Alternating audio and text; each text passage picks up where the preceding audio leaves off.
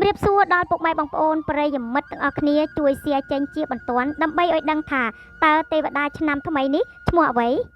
តើព្រះនាងបានសោយនៅដង្វាយអ្វីខ្លះតើយើងគ្រប់គ្នាគួរតែរៀបចំដង្វាយប៉ុន្មានមុខ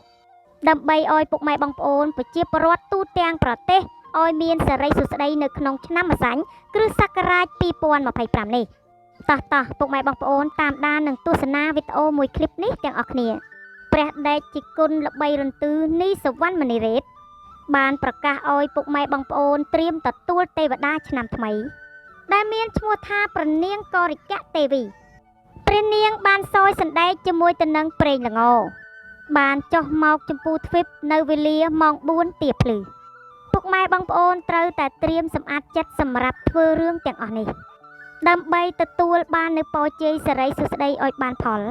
ជឿជាក់ថាពុកម៉ែបងប្អូនឥឡូវនេះគឺបានត្រៀមខ្លួនជាស្រេចសម្រាប់រដូវកាលចូលឆ្នាំថ្មីពីព្រោះថាមិនដល់1ខែនោះទេដូចនេះសូមពុកម៉ែបងប្អូនជនរួមជាតិទាំងមូលត្រៀមយកចាស់លៀបជ័យទាំងអស់គ្នា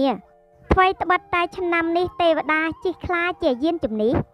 ឆ្នាំម្សាញ់ជាឆ្នាំកាចបន្តិចក៏ប៉ុន្តែឆ្នាំលៀបជ័យសម្បូរទៅដោយសិរីសួស្តីផងដែរអញ្ចឹងដើម្បីបាននៅសេចក្តីសុខសូមត្រៀមខ្លួនដើម្បីរៀបចំផ្ទះសម្បែងឲ្យបានស្អាតល្អដើម្បីនាំនៅសេចក្តីសុខសេចក្តីចម្រើនទាំងអស់គ្នាបើយោងទៅតាមព្រះដេចគុណល្បីរន្ទឺព្រះអង្គនីសវណ្ណមនីរ៉េតដែលព្រះអង្គល្បីខាង70បរសធម៌បានបង្ហោះសារគួរជាទីជ្រះថ្លានារដូវបុណ្យចូលឆ្នាំខ្មែរប្រពៃណីជាតិយើងកាន់តែខាត់ចិត្តមកដល់ញាតិញោមបានត្រៀមខ្លួនទទួលពរជ័យទេវតាឆ្នាំថ្មីឆ្នាំម្សាញ់នេះជាឆ្នាំកាចក៏ប៉ុន្តែជាឆ្នាំដែលមានលាភជ័យផងដែរបើញាតិញោមបានរៀបចំដំណើរជីវិតឲ្យបានត្រឹមត្រូវសូមញាតិញោមរៀបចំខ្លួននឹងគ្រឿងរំដាប់សម្រាប់គេហដ្ឋាននីមួយៗឲ្យបានល្អគ្រប់ប្រសើរដើម្បីទទួលទេវតាឆ្នាំថ្មីទោះយ៉ាងណាការរៀបចំគ្រឿងរំដាប់នេះមិនមែនទាល់តែថ្លៃនោះទេឬក៏ជាថវិកាឲ្យច្រើននោះទេញាតិញោមប្រុសស្រីមិនថាជាអ្នកមានឬក៏ជាអ្នកក្រនោះទេសិតតែទទួលពីពរទេវតាឆ្នាំថ្មីដូចគ្នា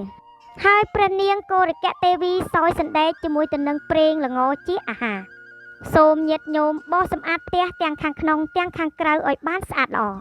ដើម្បីរៀបចំគ្រឿងលំដាប់មួយចំនួនជាសក្ការៈបូជាសម្រាប់ឆ្នាំថ្មីនេះផងដែរគឺមានដូចជាបាយសី9ថ្នាក់1គូបាយសី7ថ្នាក់1គូនិងបាយសី5ថ្នាក់1គូបាយសី3ថ្នាក់1គូទឹកអប់1គូទៀន5ធូប5ផ្កា5ដាក់នៅលើជើងពាន1គូចេកណាំវ៉ាដាក់នៅលើជើងពាន1គូចំពោះផ្លែឈើវិញគឺដាក់ចំនួន11មុខរៀបចំដាក់ជើងពាន11មុខនិងដូងឡើង1គូទឹកស្អាត2កែវដង្វាយទាំងអស់ត្រូវដាក់ភួងផ្កាម្លិះគ្រប់ដង្វាយត្រូវតែដុតទៀនបំភ្លឺគ្រប់ដង្វាយទាំងអស់នៅពេលដែលពុកម៉ែបងប្អូនបានរៀបចំរួចហើយនៅពេលដែលទេវតាចុះមកជួបជុំក្រុមគ្រួសារថ្វាយបង្គំព្រះរតនត្រ័យសម្មាទានសិលនិងបានធ្វើចិត្តឲ្យស្អាតបរិសុទ្ធជ្រះថ្លានៅបន្ទិលទាំងពួងបុណ្យកុសលរំពឹងចិត្តគិតទៅដល់ព្រះពុទ្ធព្រះធម៌ព្រះសង្ឃចាស់ពុកម៉ែបងប្អូនប្រិយមិត្តទេពធីតាដែលយាងចុះមកព្រះនាងករិកៈទេវីបានយាងចុះមកចម្ពោះទ្វីបនៅវេលាម៉ោង4:48ទៀបភ្លឺ